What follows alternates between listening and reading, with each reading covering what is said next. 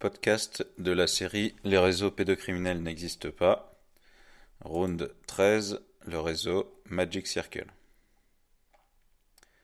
Sur les abus sexuels rituels en Écosse, entre massacre et étouffement. Zoom sur la question des abus rituels en Écosse. Alors que deux associations viennent de tirer la sonnette d'alarme au sujet de l'existence d'abus sexuels sataniques sur des enfants, il est temps de faire le point sur les diverses affaires, toujours étouffées, d'abus organisés de ce type en Écosse. Il existe plusieurs associations locales qui viennent en aide aux victimes d'abus rituels.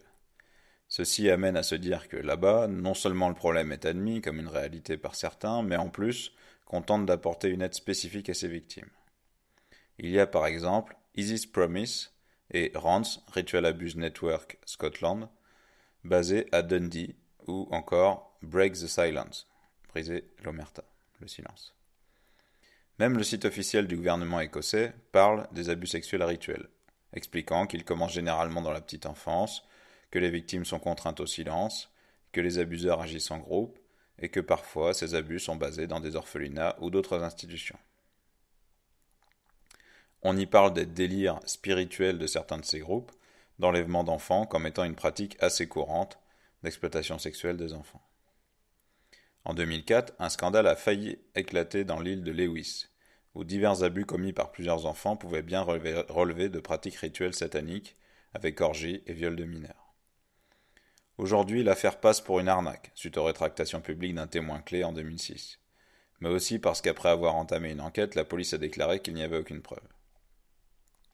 Pourtant, les travailleurs sociaux avaient relevé 220 faits d'abus entre 1990 et 2000, dont des accusations d'abus rituels impliquant au moins 4 adultes.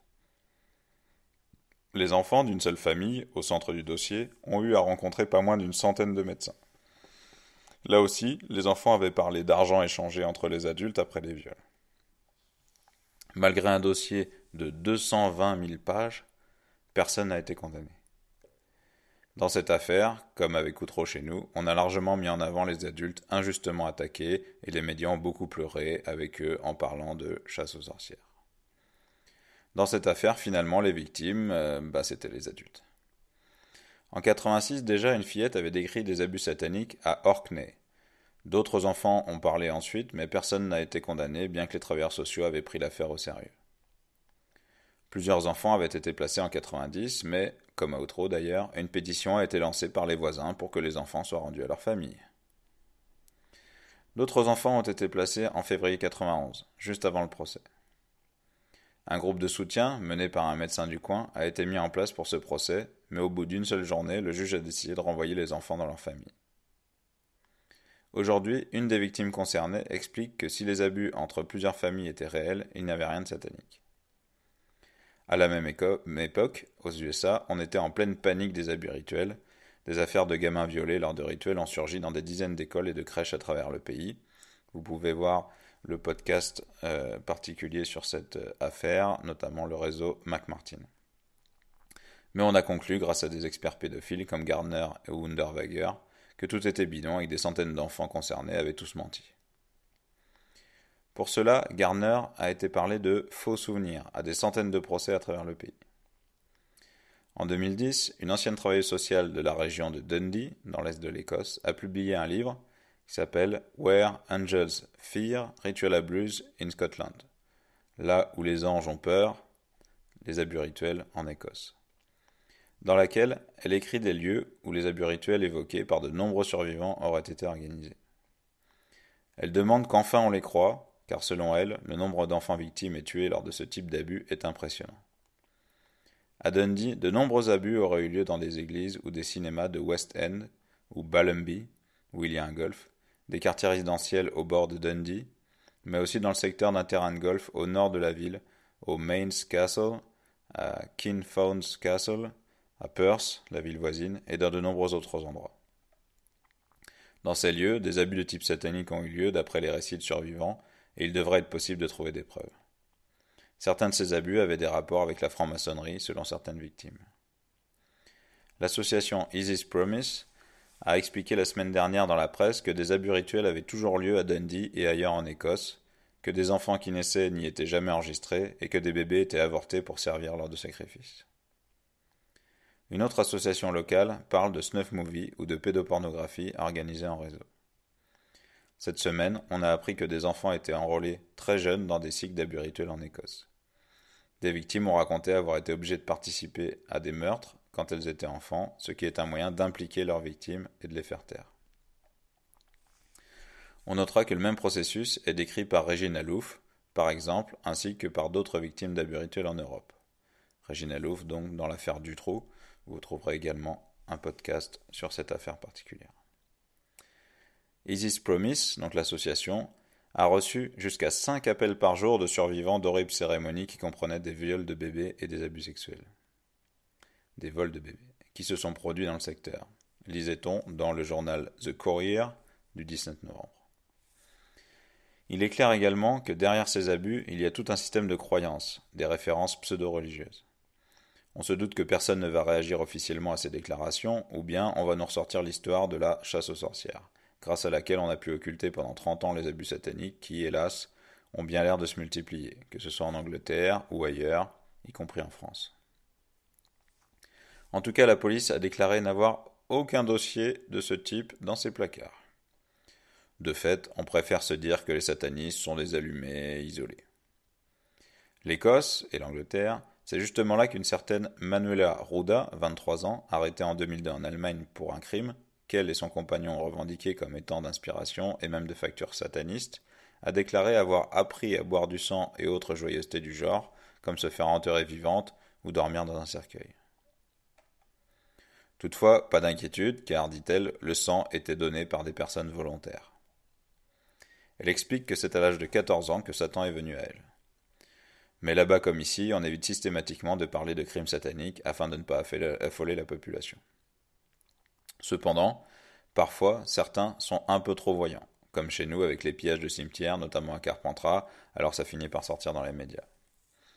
Il faut aussi rappeler qu'une centaine d'enfants sont morts entre 2000 et 2009 aux mains des services sociaux, dont 29 entre guillemets suicides ou causes indéterminées d'enfants de 1 à 17 ans.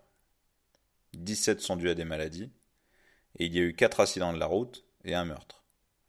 Pour les 50 autres, ce n'est pas précisé.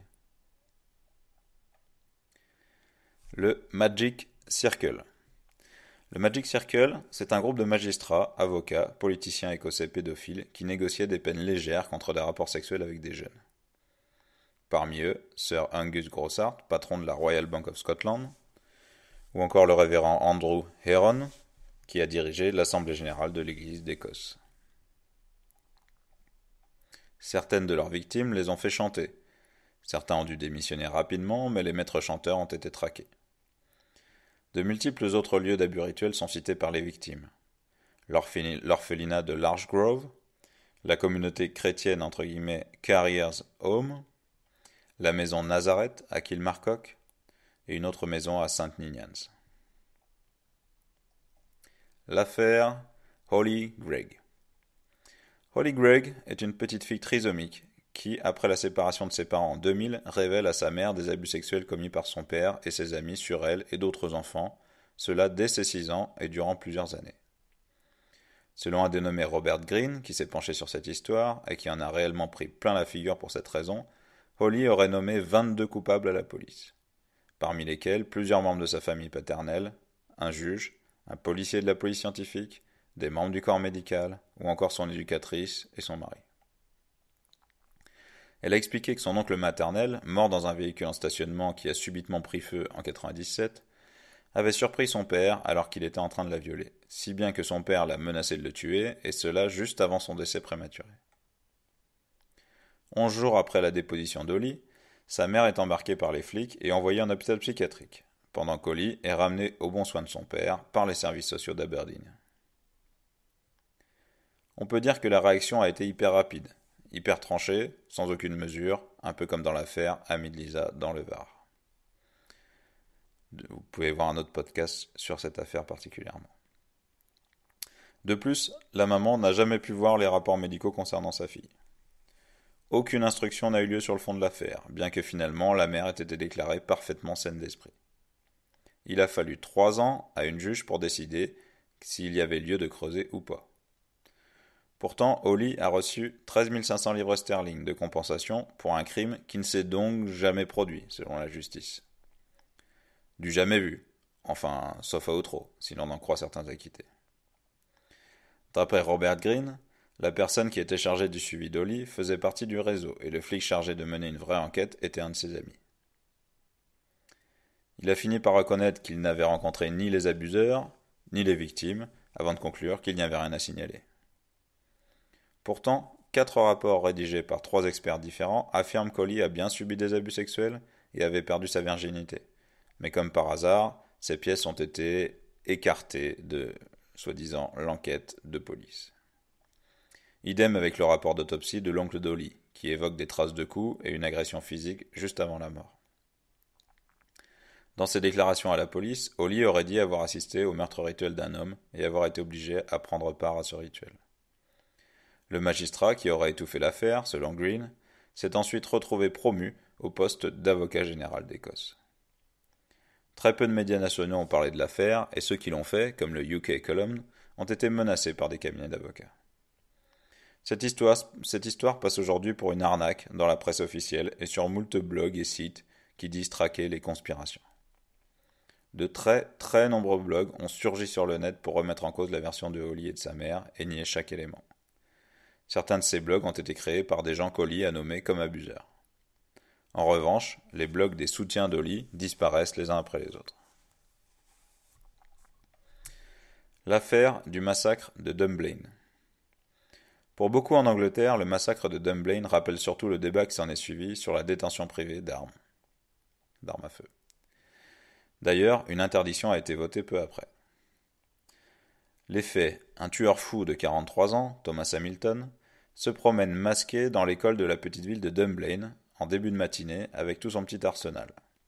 Il a sur lui 743 cartouches, mais ne tire que 109 fois sur les enfants et les quelques adultes qu'il croise, cela en l'espace de 3 minutes. 15 enfants et leur institutrice, Gwen Mayer, sont tués dans le gymnase et 12 autres sont blessés avant qu'Hamilton ne retourne une de ses armes contre lui. Un 16e enfant est décédé à l'hôpital. Voilà la version officielle. Mais des témoins ont parlé d'un second homme, qui guidait Hamilton sur les lieux ou qui lui parlait. Des enfants et un enseignant présents dans le gymnase ont été tués la plupart des victimes, ont déclaré qu'ils ont entendu une deuxième personne entrer dans le gymnase et parler avec lui, si bien qu'ils pensaient même que le tueur était sur le point de se rendre. Et Hamilton n'a pas tiré sur cette personne. Il semble aussi que la plupart des enfants ont été tués d'une balle en pleine tête, dont les 11 fillettes assassinées. Ce qui a laissé penser aux premiers ambulanciers intervenus que le tueur visait surtout des filles. Ces mêmes ambulanciers, arrivés les premiers sur les lieux du massacre, ont été accueillis à l'entrée de l'école par un type en civil qui s'est présenté comme un policier en repos et leur a expliqué qu'il pouvait entrer dans l'école parce qu'Hamilton était mort. On a dit ensuite qu'il amenait son enfant à l'école à ce moment-là, mais il n'a jamais été interrogé au cours de l'enquête. Hamilton dirigeait des clubs de scouts, et quelques plaintes étaient déjà survenues contre lui car il aimait prendre en photo des gamins à moitié nus dans le dos de leurs parents et il avait tendance à tripoter les scouts qui l'emmenaient en camp. Hamilton, en bon pervers narcissique, a déclaré qu'il était une pauvre victime de ces sales accusations et que d'ailleurs son magasin avait fait faillite à cause de cela. Quoi qu'il en soit, beaucoup des enfants connaissaient très bien celui qui leur avait tiré dessus. Comme c'est le cas d'un rescapé de cette école, le joueur de tennis, connu, Andy Murray. Dans les dernières semaines de sa vie, Hamilton s'en serait pris par des missives à la reine Elisabeth ou encore aux députés Michael Forsyth et George Robertson qui résidaient à Dunblane et s'en serait pris à son club de garçons dans les années 80 le dénonçant auprès de Forsyth. 10 ans après le drame, 3 pétitions demandaient la réouverture de l'enquête ou bien la publication de celle-ci. Aurait-elle été bâclée ? La censure. L'opération ORE, c'est-à-dire les investigations concernant le réseau pédophile lié au massacre de Dunblane, ont été censurées. Les services secrets ont vu dessus que du beau linge travailliste était impliqué. Donc, travailliste, c'est un parti politique de gauche, de droite, anglais. Et l'inverse eût été surprenant, avec les 7250 suspects identifiés rien qu'au Royaume-Uni. 1850 personnes ont été inculpées et 1451 ont été condamnées. Le gouvernement Blair, déjà suffisamment désesté par la population, ne voulait pas prendre de risques, et les médias compréhensifs ont pour ainsi dire occulté le volet réseau pédophile de l'affaire. Avec l'aide précieuse des services secrets, la cover-up, autrement dit l'étouffement de l'affaire, allait presque être parfaite. Le lendemain du massacre, Robertson a pourtant dit avoir soutenu Hamilton jusqu'au bout. 3 de ses enfants étaient allés à l'école de Dunblane et au moins un y a été scout, si bien qu'il avait donc très probablement aussi croisé Hamilton auparavant. 105 fichiers en plus de l'enquête Cullen seraient ainsi classés secrets pendant 100 ans. Mais on aurait laissé quelques parents de victimes les voir, et s'ils montreraient bien que la police n'a pas assez suivi Hamilton malgré des éléments inquiétants, ils ne montreraient pas qu'il y a eu étouffement de l'affaire. On a dit qu'il s'agissait de protéger les noms des enfants, alors qu'ils ne sont pas cités. Si ce n'est que cela, pourquoi 100 ans de secret, la durée maximale qui existe en Angleterre? Et pourquoi ne l'a-t-on appris qu'en 99, au détour d'une question parlementaire? Et pourquoi un tel secret, alors qu'on a soigneusement évité d'entendre les témoins dérangeants, comme l'enseignant qui dit avoir vu Hamilton approcher une arme de sa bouche? David Scott. C'est un certain Cullen, juge, qui présidait la commission d'enquête sur le massacre, qui a décidé de classer la plupart des documents relatifs à l'affaire dans la catégorie top secret. Au nom de la protection des victimes, disait-il. Alors qu'elle n'était pas citée dans les 10 documents, à contrario des coupables. Robertson était lors du massacre député dans le parti de Blair, Tony Blair, et est devenu ensuite secrétaire général de l'OTAN. Une récompense? Pourquoi? Parmi les documents de l'enquête de police qui ont été caviardés, il y avait des lettres entre députés et ministres du Labour, dont une lettre de Robertson, alors à l'OTAN, à Michael Forsyth, secrétaire d'État pour l'Écosse, ainsi que des lettres dans lesquelles Hamilton évoque des connexions franc-maçonnes locales, y compris avec la police et les politiciens locaux. Il y a aussi une liste de personnalités mises en cause par Hamilton lui-même et une liste de noms de victimes potentielles. Les analyses toxicologiques d'Hamilton ont aussi été mises sous secret, ainsi que son rapport psychologique et pathologique, ainsi que la transcription de discussions entre les flics présents sur les lieux du massacre. De même, l'analyse de la scène de crime, pour le moins surprenante, par 2 experts, est inaccessible. Beaucoup de témoins n'ont jamais été entendus, comme Glenn Harrison qui a raconté à la presse comment il a trouvé Hamilton en train de ramper près des dortoirs de la Queen Victoria School de Dunblane, une école pour fils de militaires où Harrison était concierge, et cela en pleine nuit. Mais il est vrai qu'Hamilton avait l'autorisation de se promener où il voulait dans l'école. Selon ce témoin, Hamilton avait des liens étroits avec un flic du coin. Mais notre témoin est surtout consterné de ne jamais avoir été entendu pendant l'enquête de Cullen. Il a décrit des maltraitances régulières dans cette école, des enfants jamais écoutés par leurs parents, des os cassés dont on disait qu'ils étaient causés par une chute au rugby, des camps d'entraînement militaire durant les week-ends, auxquels participaient souvent les flics du coin, y compris dégradés. À la Queen Victoria School, les allégations d'abus sexuels remontent aux années 50. Harrison explique aussi que plusieurs membres de l'équipe étaient des anciens de la Navy qui savaient qu'il fallait se taire. Harrison a averti sa hiérarchie, les services sociaux, la justice, mais personne n'a jugé utile de répondre. Et il a même reçu des menaces, nombreuses et variées. Un autre témoin, qui a souvent vu Hamilton faire la navette dans sa camionnette entre chez lui, l'école Queen Elizabeth et le Loch Lomond-side. Un troisième témoin dit qu'Hamilton lui a trouvé un job dans cette école. Et il semble qu'un grand nombre de francs-maçons travaillaient dans cette école. Un enseignant de la Queen Victoria School a dit que les personnalités venaient chercher les enfants dans cette école pour le week-end, afin de se livrer à leurs plaisirs pervers sur les enfants, et a décrit Hamilton comme le médiateur de ce réseau pédophile. Cet enseignant a alerté plusieurs fois les autorités, mais il a été muté sur une île avant de pouvoir expliquer quoi que ce soit à la commission Cullen ou aux enquêteurs. Comme par hasard, le rapport Cullen n'évoque jamais l'école Queen Elizabeth. Alors qu'il devait être bien informé, c'est ainsi qu'Hamilton a pu diriger une quinzaine de clubs de scouts sans que personne n'y trouve à redire. Le témoin Glenn Harrison a ajouté, je cite, « J'étais l'un de ceux qui avaient des histoires à raconter à propos d'Hamilton, longtemps avant qu'il ne tue ses enfants. Mais personne ne voulait écouter. » Fin de citation. Harrison a aussi gardé des dizaines de dossiers au sujet d'abus sexuels commis par le tueur fou, dont lui ont parlé les enfants de la Queen Victoria School. Harrison a tenté d'alerter les parents en leur écrivant, ce qui lui a valu d'être viré de l'école. Apparemment, des enfants étaient sortis de l'école et abusés sexuellement lors de partous, avant d'être ramenés le lendemain. Des dizaines de pistes n'ont pas été explorées, d'après certains policiers et ou autres témoins. Et le rapport de Lord Cullen, qui a mené les soi-disant investigations sur le massacre, fidèle à l'enquête hyper lacunaire qu'il a menée, a omis de prendre en compte énormément de documents dans son rapport final. En 2005, un article du Daily Telegraph dénonce carrément certains flics comme faisant partie du réseau pédophile et ayant couvert le scandale de Dunblane. Bref, nombreux sont ceux qui ont dénoncé le lavage plus blanc de la franc-maçonnerie dans cette affaire et les liens d'Hamilton avec les flics et les politiciens locaux qui auraient tout fait pour le protéger. Les amis bien placés du tueur fou. D'aucuns ont évoqué les liens d'Hamilton avec quelques politiciens écossais, dont Robertson, qui s'est empressé de tenter de faire taire la rumeur.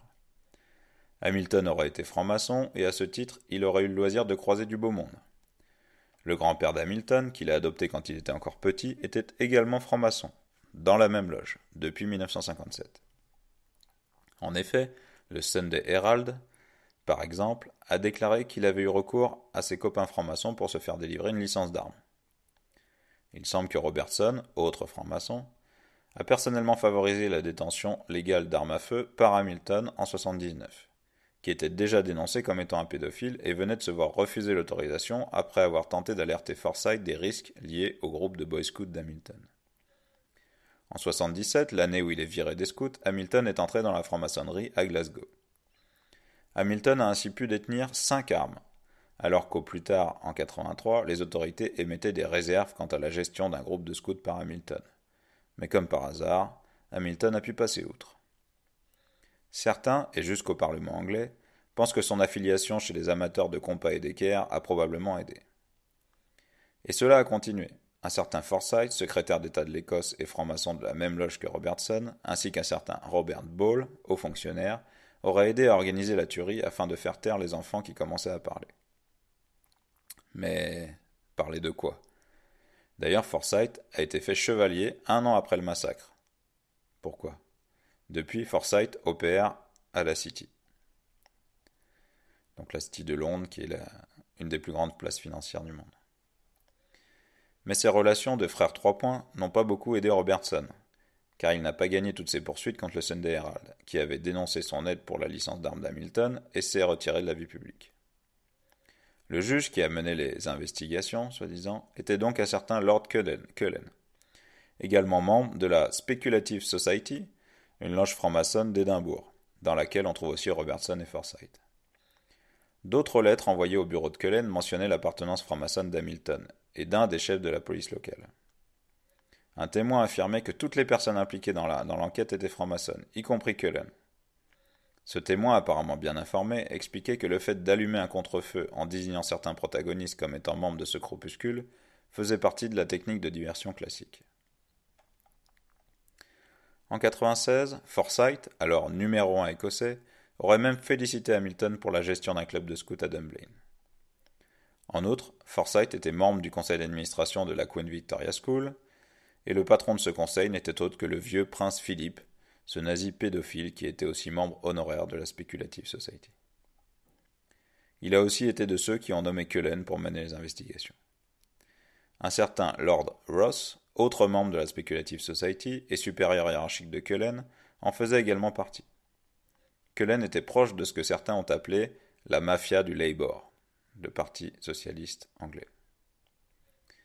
D'après le journaliste Marcello Mega, dans le magazine News of the World du 28 décembre 2003, l'enquête sur le massacre de Dunblane, menée par Cullen, était surtout destinée à étouffer l'affaire.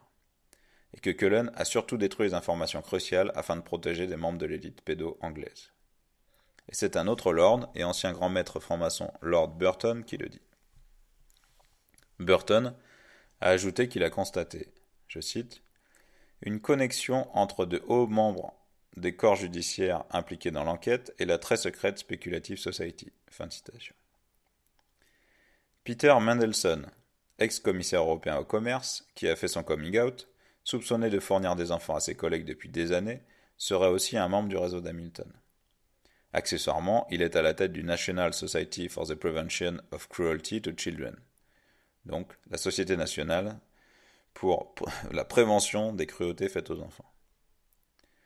On peut aussi se demander si l'ex-premier ministre écossais, Gordon Brown, qui est aussi l'un des pédophiles les plus grillés du pays, n'était pas un habitué non plus. Mais il semble que la pédocriminalité soit un passe-temps couru chez les parlementaires anglais, puisque le Sunday Herald a déclaré détenir toute une liste de députés travaillistes qui ont payé des documents pédopornographiques avec leur carte bleue, que leur a donné le FBI. Autant dire que quand l'un d'entre eux tombe, c'est parce qu'il a dû déranger ses petits copains. Sinon, ils tomberaient tous. Quoi qu'il en soit, Lord Robertson, alors secrétaire général de l'OTAN, était dans la liste. Et il a quitté le job peu après pour disparaître quasiment de la scène politique. Plombé ? En outre, certains observateurs se demandent si le FBI qui détenait cette liste n'a pas fait pression sur Blair pour qu'il pousse la guerre en Irak sous de faux prétextes. On se demande aussi si Hamilton n'a pas été tué par quelqu'un d'autre, par exemple par cet autre homme présent sur le lieu et non identifié. Un autre à s'être retrouvé dans cette liste est Peter Mandelson, ce commissaire européen ultralibéral qui a pourtant démarré sa carrière au Parti communiste, lobbyiste acharné et pédophile notoire. Enfin, on peut aussi se demander où est allé Hamilton avant le carnage. Pourquoi il s'est tiré une balle dans la tête avec une autre arme que celle qui a servi à tirer sur ses victimes? Pourquoi son autopsie est-elle restée secrète? Et pourquoi il n'y a pas eu d'enquête à son sujet? En guise de conclusion, quelques politiciens anglais impliqués dans des actes pédocriminels, dont on va faire une liste non exhaustive. Michael Powell, candidat Tory, 3 ans pour avoir téléchargé 16 000 images pédoporno. Roger Talboys, conseiller Tory, 6 ans pour diverses agressions sexuelles sur des enfants.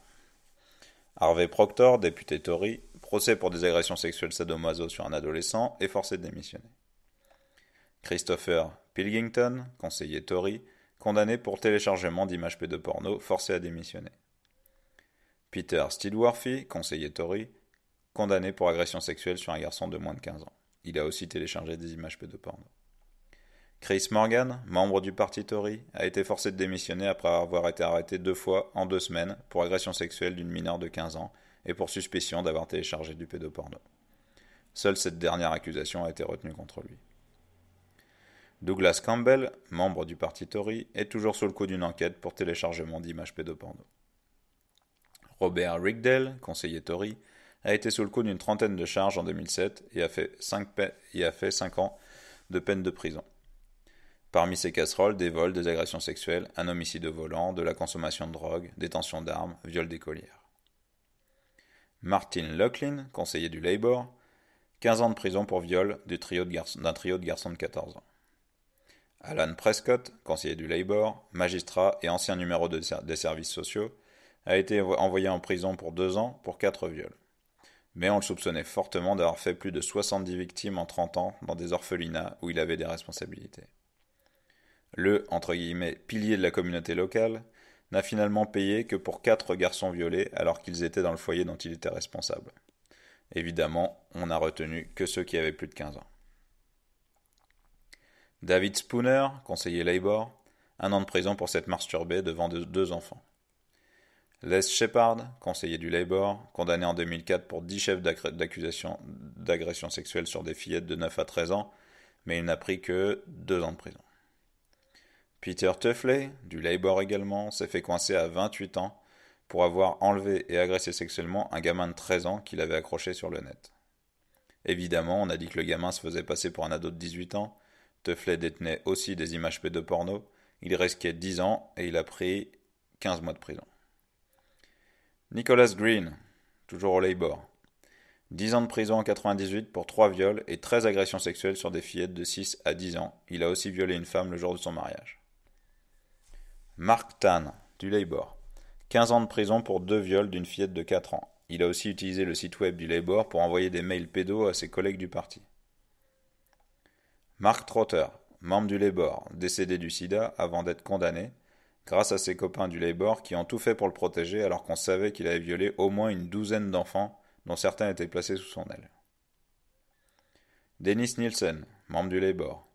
Homosexuel et tueur en série, il a étranglé et démembré 16 jeunes hommes dans les années 80. John Johnson, élu londonien du Labour, a téléchargé des images pédoviolentes avec des viols de très jeunes enfants et des maltraitances impliquant aussi des animaux. Mais le tribunal sollicité s'est déclaré incompétent, donc il n'est pas prêt d'être jugé. Ian Rankin, du Labour, pris avec du matériel pédoporno avec de très jeunes enfants. Samuel Gamlin, 20 ans, colleur d'affiches du Labour, vient de plaider coupable pour détention d'images pédoporno d'enfants de 12 ans, semble-t-il, pour les plus jeunes. Il était aussi en contact avec le gestionnaire d'un site de porno infantile extrême. Pour les pédophiles du Labour, un site web a même été ouvert, consacré uniquement à ça.